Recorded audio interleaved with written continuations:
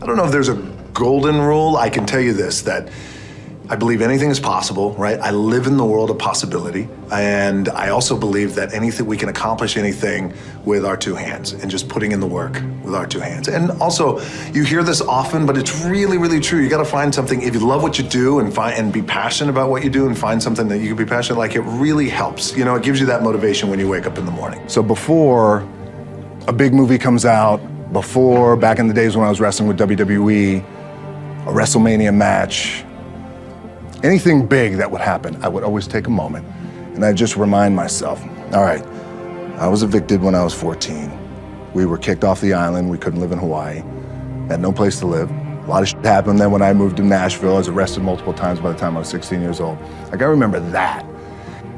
If I were playing on this team, which my skills aren't, but before I lace up, before I get on the court, before I play in these big games, before I go to the Staples Center, where history is there, those are historic walls there at the Staples Center.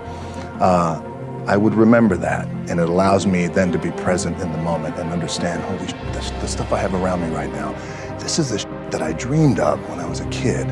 I am here. What helps me is to keep the hard times in the front of my mind, because it allows me to go into these big moments that I've worked my ass off, and you guys have worked your ass off. It allows me to go into these big moments with a different perspective.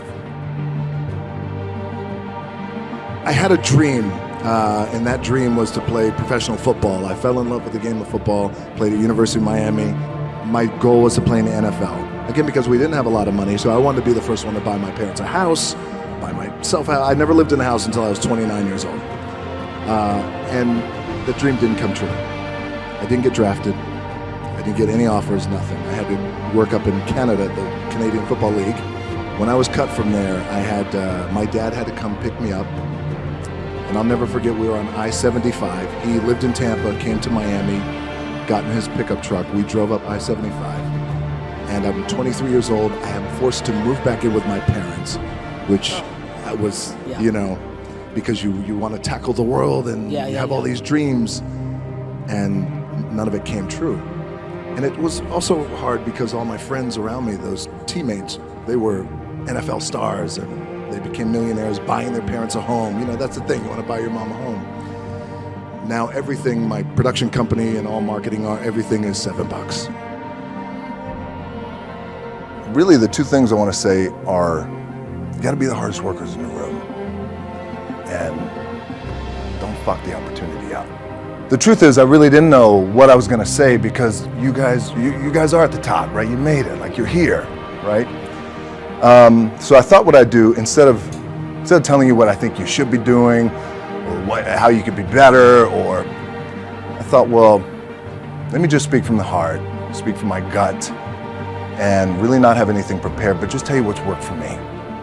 And maybe some of the stuff that's worked for me might work for you now, currently, presently, as you guys have your goals and ambitions, NBA championship, MVPs in this room, things like that. But then further on down the line, as you guys continue to live your life. The first thing I would just want to say is, this idea and this notion that you can be anything you want, you can accomplish anything you want, right? We hear that. You've heard that from the time you were little boys. You hear that now. You're already incredibly accomplished.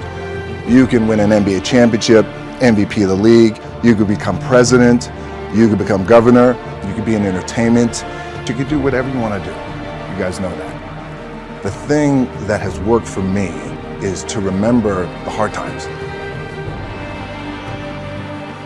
I really need to make a change in my career. I need to be me, and I want to have the kind of career that is a global career. And I said, I'm not quite too sure how we're going to do it, but I need you to buy into the vision with me, and I'm willing to put in the work of my own two hands. As I was telling my agency at that time in Hollywood, they all looked at me like I had three heads. They thought, okay, sure, kind of placating me. And then eventually I left them, and then decided, you know what? My name is The Rock, and I come from the world of professional wrestling, and I look the way I look, and I talk the way I talk, and I love to work out, and you know what? This is who I'm going to be.